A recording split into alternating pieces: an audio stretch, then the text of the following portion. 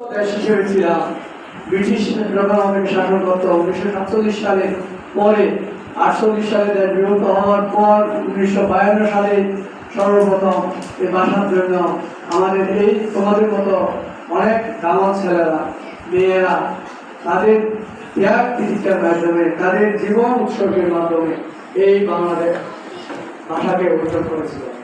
সেই বাংলা ভাষা অর্জনের মধ্যে দিয়ে ধাপে ধাপে আমরা দেখতেছি 69-এর গণঅভ্যুত্থান, 6 দফা, 71-এর মুক্তিযুদ্ধ এবং 90-এর গণ আন্দোলন এবং গণঅভ্যুত্থান, তারপরে আমরা সর্বশেষ 2024 সালেরও আমরা বৈষম্য বিরোধী আন্দোলন।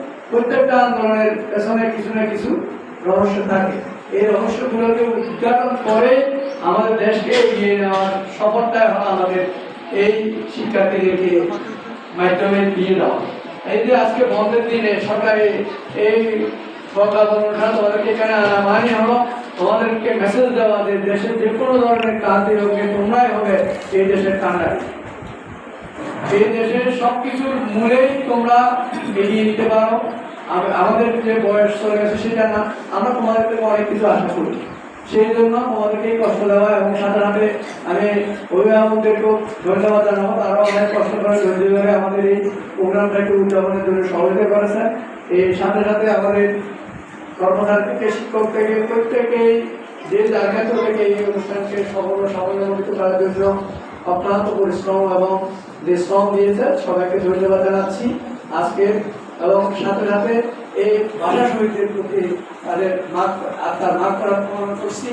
এবং আমাদের আজকের মধ্যে দিয়ে তোমাদের কিছু এর মধ্যে কম্পিটিশন হয়েছে, সেই কম্পিটিশনের প্রতিযোগিতায় যারা অংশগ্রহণ করেছ সবাইকে ধন্যবাদ।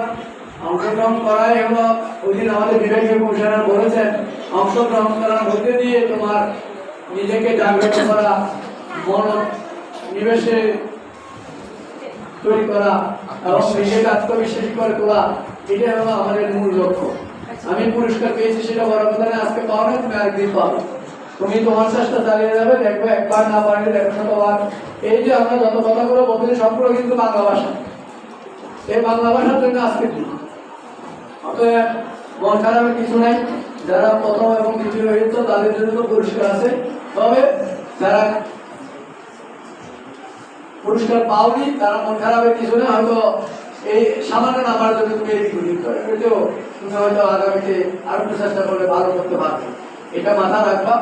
এরপরে আমাদের পুরস্কার বিতরণের পরে আমাদের শহীদদের আত্মার ভাগ করার কামনার জন্য আমাদের মিলাদ হবে। মিলাদের পরে আমাদের জন্য সামান্য নাস্তার ব্যবস্থা